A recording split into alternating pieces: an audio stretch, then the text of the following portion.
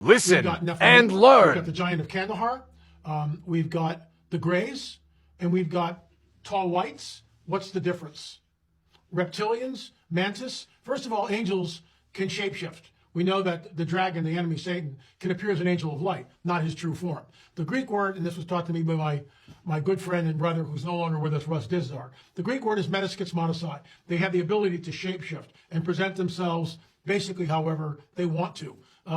Karen's handler, Karen Wilkinson, who we published her book, Stolen Seed, Evil Harvest. It's a must-read if you're into the alien abduction phenomena, because it's real. It's not demonic delusion. These people are taken. There is a breeding program that's going on. We talked about this in our fourth film, but then we link it later on in film number 6 on counter mutilations, and we show how they're inexorably tied together. But once again, I digress. So you've got fallen angels can shapeshift. They can appear pretty much as they want to. They can appear as your grandmother, your dead grandmother, if they choose to. Greys, the Greys with the big heads and the almond eyes, there's no reproduction system that's there. They don't eat. So what are we looking at? In my opinion, these are avatars. They are essentially meat suits. They are biological constructs for the demons. What are demons? Demons are the disembodied spirits of the Nephilim. Let's back up. The seed of the dragon will be at war with the seed of the woman.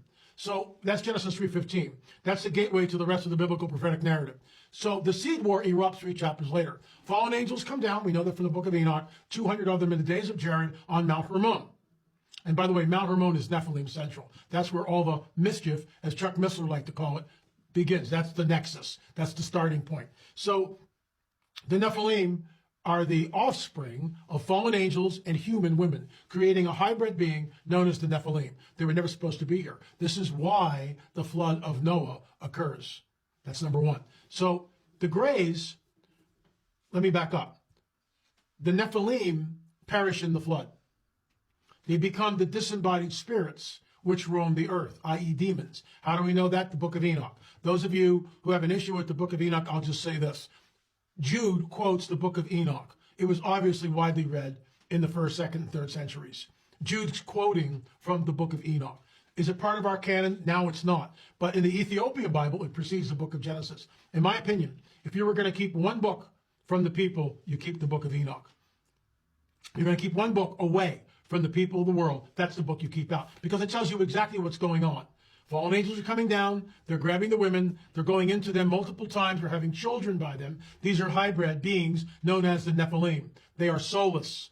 So you've got demons wandering the earth. They're earthbound. So what does the dragon do? A demon, the dragon knows that a demon, in order for a demon to manifest, has to inhabit a person, has to inhabit an animal or an object.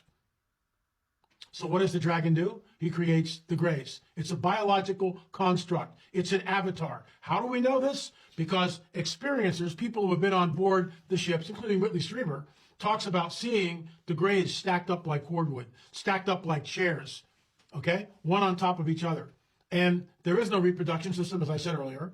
There doesn't seem to be a digestive system. So they're biological suits. They're expendable. I remember sitting down with the late David Flynn and talking to him about this, and he also agreed on that. So moving along, now you've got the giant of Kandahar, all right? And the giant of Kandahar, we don't know how old that thing is. According to the shooter and the eyewitnesses, the smell was so overpowering, people began to gag. It made them nauseous. So are we looking at a being that's 1,000 years old, 2,000 years old, 3,000 years old? And what about Bigfoot? So Bigfoot, in my opinion, is a modern day Nephilim. It's a hybrid. I believe that they are all have a nefarious agenda, in spite of what some people tell us. That's right now, with the evidence I have, that's what I'm going with. There's a very nefarious agenda when it comes to Bigfoot and Sasquatch. They also have the ability to pop in and pop out. The Kandahar giant allegedly have the same ability to bilocate from one place to another. Again, this comes from years of research, talking to whistleblowers, talking to people that have come up to me, and everything is very privy information. In other words, I can't divulge the source. But some of these people were embedded in special forces, and I'll just leave it at that. So let's walk through it. Fallen angels are fallen angels. They've come down and they create through grabbing the women and having sex with the women. Okay, and for some of you out there, you got a real problem with that. But that's what happens. They create a hybrid being known as the Nephilim. The flood happens. The Nephilim are wiped out. The disembodied spirits of a Nephilim are the demons that roam over the earth. Disembodied spirits, in order to manifest, need something to dwell in. A human being, a group of animals like the swine, where Jesus cast out legion from the man of the tombs, and they go into the swine, or an object. The giant of Kandahar, in my opinion, may be thousands of years old. In other words, we know that there's a diaspora when Joshua and Caleb go into the promised land. Are we looking at the diaspora of giants? Afghanistan is not that far away from the Middle East. There is a cave system, allegedly, that is underneath this planet, and you can go from one part of the planet to another. That giant at Kandahar came out of a cave, and more about that later. So you've got the Nephilim, the disembodied spirits, which become the demons, the grays, where the demons can inhabit those biological constructs, those suits, and they can manifest in this dimension. The giant of Kandahar, which can bilocate, and Sasquatch, Bigfoot, which also can bilocate. They come in and they come out. They're interdimensional entities, in my opinion. Let's walk through Miami.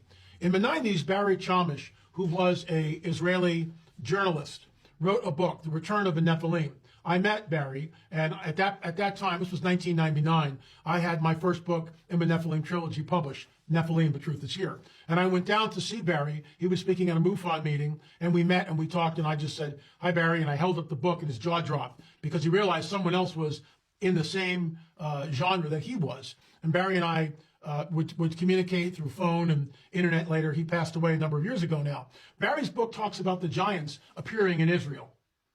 There were footprints, there were photographs. So that brings us to what might have happened in Miami. Don't know. There's several TikTok reports. There's allegedly from a couple of people who were there. They saw shadowy figures, very dark, very tall, and they would bilocate from one place to another. What are we looking at?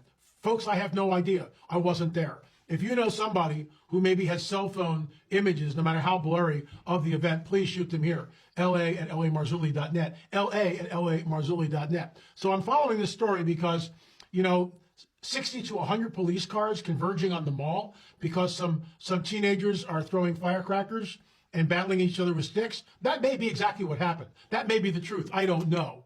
I really don't know. And a group of teenagers, you get 100 teenagers together wearing ski masks and rampaging through a mall, they can do millions of dollars worth